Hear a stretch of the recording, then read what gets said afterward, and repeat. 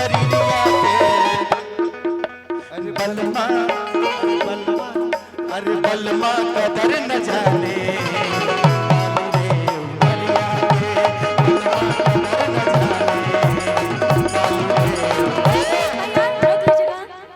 Change करते रहिएगा एकदम। हाँ एक इसके लाल कोई नहीं वही लगाई हो जाएगा चलते रहे हाँ। वही छाने छाने बदले तोहरे विचार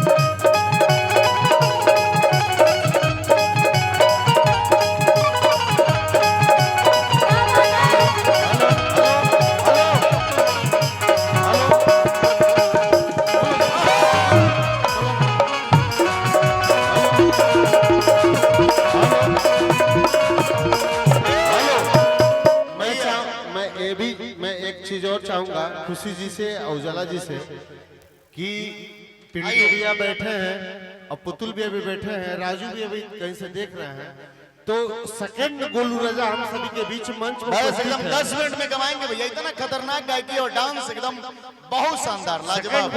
आवत खुशी आवत तो नहीं हाउ एक लाइन गुनगुना तो कर जवाब दे दिम राह चले नहीं तो रोके ला सुना काट दीजिएगा भैया। हां इनका बीर चार ले लीजिए अतारा गनमा के जवाब दी। हां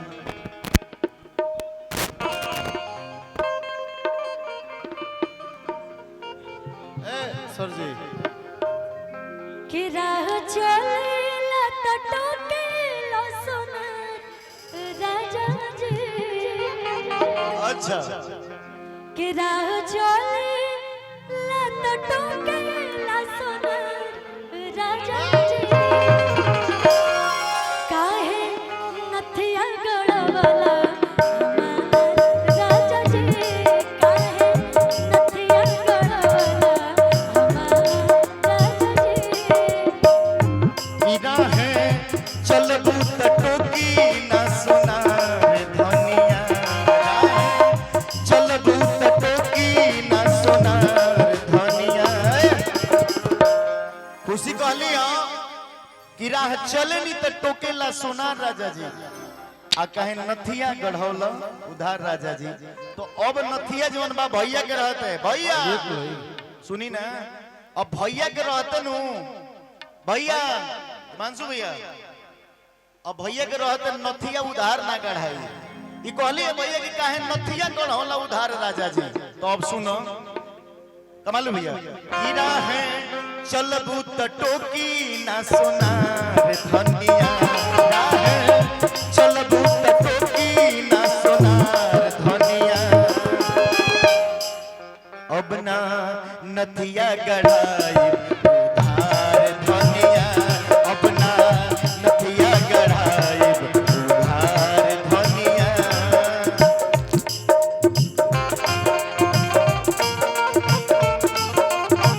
क्या बात है।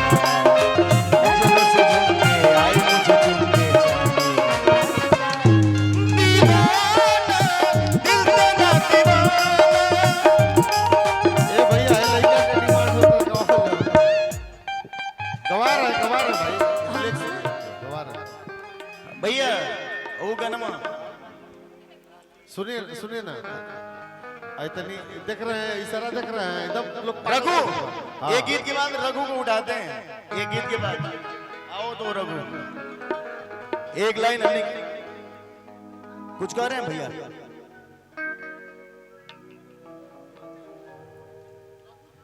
हाँ रघु से गवाएंगे मगर एक लाइन भैया मैं गवा दीजिएगा भाई रघु के हाथ में इंदिरा गांधी हमने के दोनों भाई मिलकर कह दिया काम नहीं करा चाहेंगे। हेलो किया रखे उठलाली में बोलिया के बाली में बिंदिया काली काली में तू सुबह बड़ी लागेलू तू सुबह बड़ी लागेलू आधा के उठलाली में बोलिया के बाली में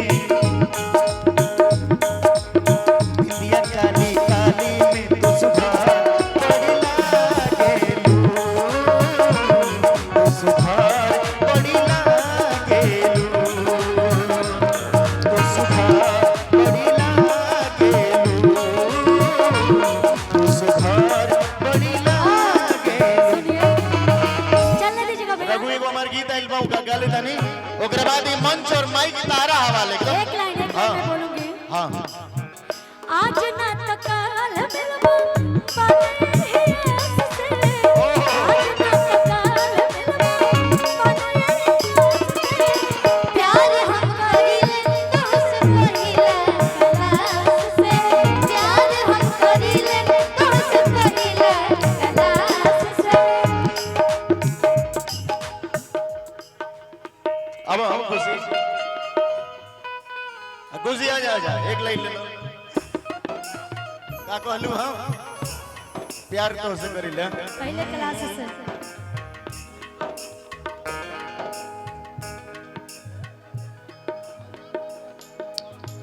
एक गाड़ी गाना है एक लाइन गुनगुना करके भैया जकरा से लब कैलू ओकरे से परेशानी बा ए सनमई करम तारो लागे खानदानी बा भैया जकरा से लब कैलू ओकरे से परेशानी बा जकरा से लब कैलू ओकरे से परेशानी बा ई सनमई करम तारो लागे खानदानी बा ई सनमई करम तारो लागे खानदानी। अब हमनी के माइक दे जाइए वो गाड़ी भैया के डिमांड बा ओकरा पहले को नया गीत हमारा लो भैया 1 मिनट समय ले और बाद जी। भैया